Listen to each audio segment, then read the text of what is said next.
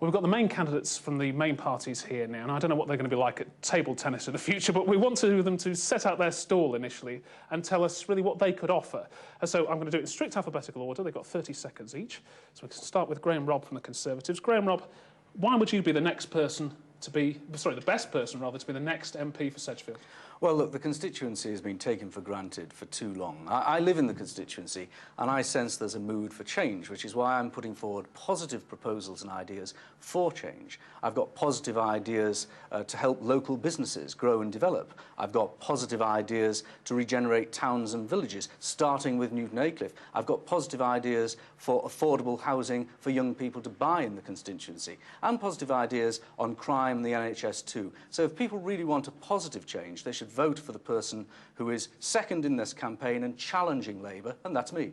Graham Robb, thank you. Greg Stone, same question to you. Why should you be the next MP for Sedgefield? Well, I think a key issue in this campaign is about the neglect of the constituency. Mr Blair's been off in London and not been tending to his patch locally. And I've got a record of working for local communities in the North East. I've got a record of working on regeneration projects here in Sedgefield. I think that's what this constituency needs. I don't think we need another Labour yes man. We need someone who can speak up for the constituency and oppose the Labour government's cuts on things like the NHS, on police numbers, and on Labour's record on things like the council tax. We need an independent voice, a strong voice for Sedgefield.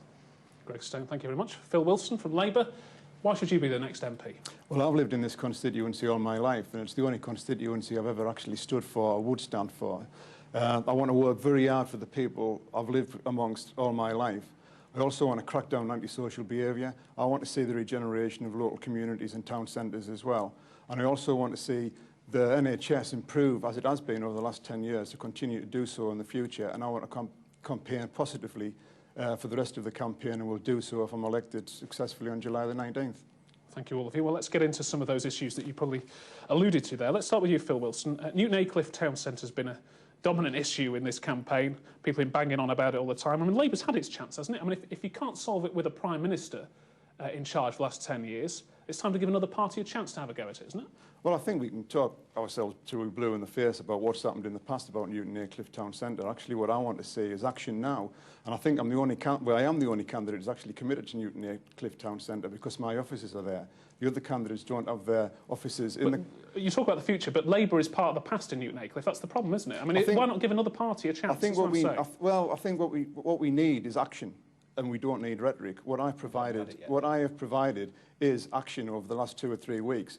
I've actually been ensuring that we've got thousands of signatures signed on a petition to save the Newton Aycliffe Town Centre. But this is a petition. The other candidates haven't done that, and it's now starting to have impact. Such, for example, on the health centre. People are starting to be moved out of the health centre, and also simple things such as pavement stones, because of the petition and because of the effort we put into it, are actually starting to be resolved. Greg Stone, have the Liberal Democrats got anything new to offer on this at all? I think so. I've got a record of transforming city centres. I've worked on things like the Eldon Square project in Newcastle. It's a success. It's action and not words, Phil. And I think that's what people need now. It's not just about Newton Aycliffe, though. It's regeneration across the constituency. If you go to places like Deanbank and Ferry Hill, if you go to Chiltern, there's dereliction. The council and the Labour MP and the Labour government haven't sorted that out. We need action now, and I've got a record of delivery. These two are spin doctors. I'm a regeneration expert. Graham Robb, I mean, Labour's got this in hand, according to Phil Wilson. Why not leave it to them? There's no doubt there's been problems in the past. I don't need to sit here and make sport by blaming Labour, because people obviously blame Labour because they've been in charge. But I have got a plan. I'm the only candidate with a real plan. I'd like to see a partnership company created that deals with the problems of Newton Aycliffe, that has on its board the town council, tenants, the actual landowners. That's easy to say. Where does the money come from? I'll tell you in a moment. This is a serious plan. We'd have English partnerships on the board as well, and we'd have the power. There would be money from English partnerships. They have a huge regeneration budget, and they also have compulsory purchase powers. So you could use public money to deal with the public areas, the streets, the pavements, and the seating and lighting, and then use compulsory purchase powers to force the landowners to improve their buildings, put a roof on the shopping centre. It's a plan that John Hall backed, and it's a plan that Phil Wilson ago. I do want to move on from this. I don't understand how Graham can actually say that he's committed to Newton Aycliffe Town Centre when he's actually got his headquarters in Darlington. And as far as the Liberals is concerned, I mean, I'm the only one who's committed to the town centre. Okay. My office is there and it's going to stay point. there You on need July the 19th. It's a trivial point. You We need tried a to rent your serious office, but you plan. already got I've got a first, serious plan, Okay, and all I right. brought the We've heard Metro about your plan, Centre Graham. We've heard about developer your to plan. the area, Yes, and we've he's heard about agreed it. with Just it. another Let symbol me gimmick. just moving on slightly. Now, another party that is taking part in this campaign are the Independents, and now they took 6 seats from Labour during the local elections, and they say they know better than anybody else what the constituency needs.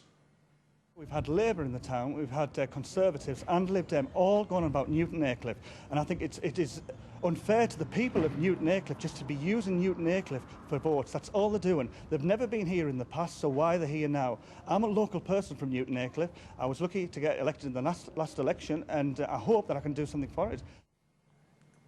Okay, well, let's move it on from Newton Aycliffe, because I think we've thrashed that out.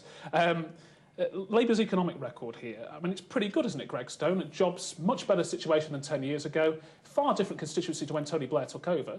I don't agree, actually. If you look at the record, the gap between North and South has risen under this government. You can't really say that this is a poorer constituency. No, than well, it if you was look 24 at the figures for County Durham's GDP, its economic record is well below the national average, and it needs sorting out. It needs special attention from the North East. And I think, unfortunately, the record of this government has been more concerned with the South East and with Middle England than with the North East. It's been taking the North East for granted for too long. Phil Wilson. I mean, can I just be direct on this? First of all, I've lived in this constituency all my life, and I remember during the 1980s when we had 5,500 people in Sedgefield who were on the dole. 40% of those people were in long-term unemployment for 12 months or more. And what do we have today? We're on the verge of full employment. We have long-term benefits. Hang on a minute. It's hiding the You've had real your figures. say. We've had full employment in this constituency, on the verge of it for the first time ever. And I remember what it was like in those days. And secondly, what we need to do, I know that the economy is changing in this area, we need to continue to invest in skills, in training and in education. And that's the only way that we'll continue to close the gap between North and South. Labour's economic record, I mean, full employment is pretty impressive, isn't it? Look, there are 100,000 manufacturing jobs that have been lost in the North East in the last 10 years. It's not an impressive record. That's just evidence of a changing economy. There's a changing economy that hasn't necessarily been changed properly, because we're now a victim of being needing to have big inward investors bringing jobs in and then taking them out again, or government bringing jobs in and taking them out again. What I'd like to see is local small businesses created and medium-sized businesses supported, because those jobs, I was visiting a factory in Aycliffe on Friday that created 30 new jobs. Those jobs are likely to stay, and if we can help local indigenous businesses grow and develop, improving under Labour. if we can, well, they're not getting enough support. You know, I run a small business. I filled I filled VAT forms out. I've seen the bureaucracy that we've got, and I'd like to be the first and only candidate in this election to back the Chamber of Commerce's call very briefly, for enterprise. Gordon Brown promised to relocate thousands of civil service jobs away from London to places like the North East, and we're still waiting for that to happen. It hasn't happened. I think they've been neglecting this patch for too long. All right, let's move on to another issue. Phil Wilson, I mean, is it right that Durham Police have had to increase their council tax contribution, their proportion that they charge, by 34% just to stop hundreds of officers ending up on the scrapping? You know, I think there's been a lot of... I think especially Greg's campaign has actually been misleading people in this constituency. But they had to put council tax up by 34%. Hang on a minute. The number of officers. Just let me make this point. The number of police in this county has gone up by 239 over the last few years. And I think the Liberal Democrats, for example, have actually had a very misleading campaign on this, to the fact now what's happening is that the chair of the police authority has written to the Liberal Democrats and the other candidates. I've got the letter here, actually, just asking the Liberals to